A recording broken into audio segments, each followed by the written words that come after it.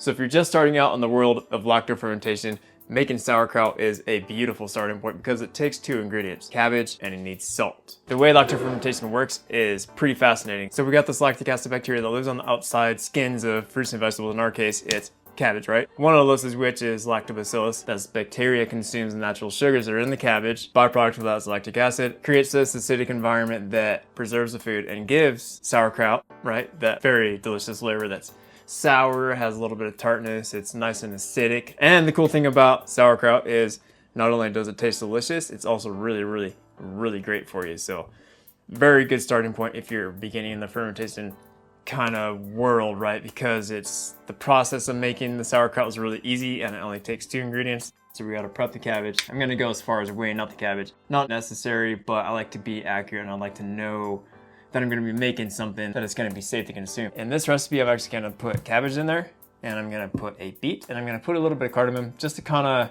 highlight the natural flavors that are in the cabbage and the beet. It's giving it a little bit more savory, more depth to it, you know what I mean? So it's gonna have sour notes to it. It's gonna have a little bit of tartness, it's gonna be a little bit salty, it's gonna be acidic, and then the cardamom is gonna come in and just kind of highlight and round out all those natural flavors. So with all that being said, let's get to it.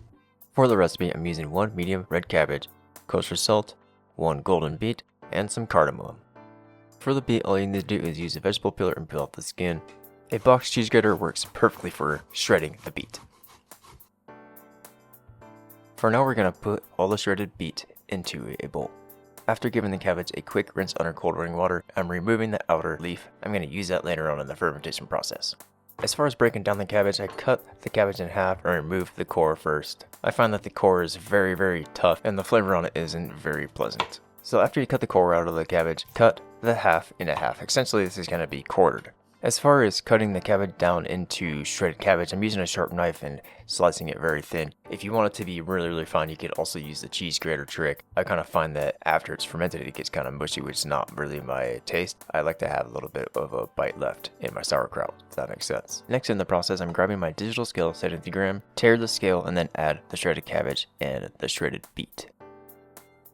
Now you want to record this weight 928 grams and you want to multiply that by 2%, and that's going to be the amount of salt that we need in grams. Place a small dish on the scale, tear it, and add that calculated amount of salt. If you don't have a scale, this medium cabbage took about a tablespoon worth of kosher salt.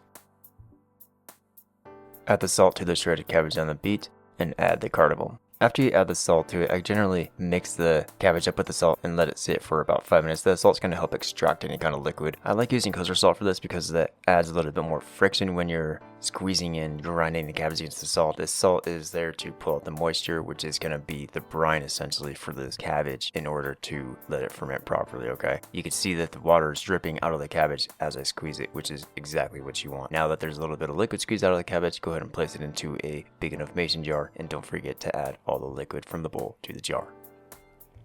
Next thing that I like to do is grab a rolling pin without a handle, and I'm pressing down on the cabbage. What I'm doing there is trying to extract even more of the liquid because I want the liquid to come above the surface level of the cabbage. And then using the leaf, I'm putting the leaf on top of the surface of the shredded cabbage, and I'm using a bag filled with water as a weight to keep everything kind of submerged underneath that brine level, which is very important. You want to loosely thread on a lid to the jar just to keep any kind of contaminants or fruit flies out of this ferment, and let this ferment on the countertop away from direct sunlight for about 7 days. You could go upwards about 2 to 3 weeks, kind of just depends on your taste. I find that the flavor and the texture is my favorite when it's after 7 days. After a few days, you should see signs of fermentation. You can see the bubbles starting to form up. Those are carbon dioxide bubbles that are being created by the lactic acid bacteria. A beautiful sign that the ferment is doing exactly what you want it to do.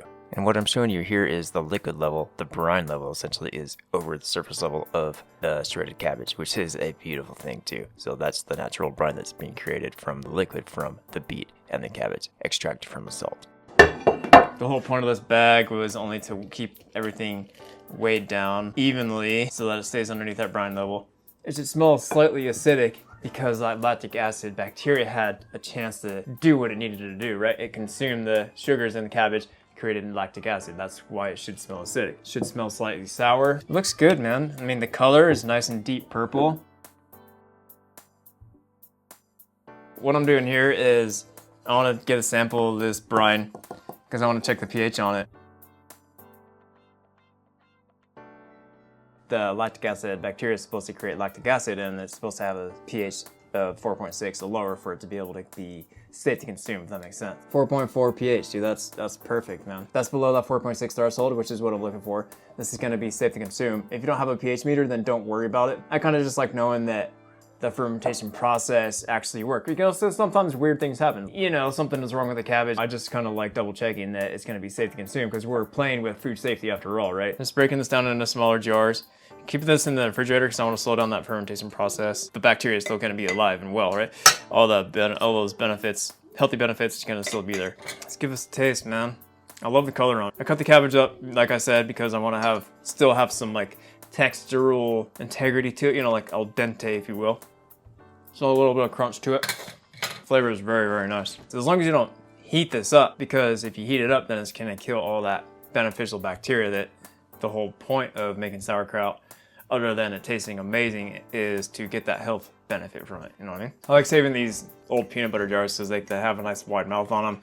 They're perfect size for various things that I do.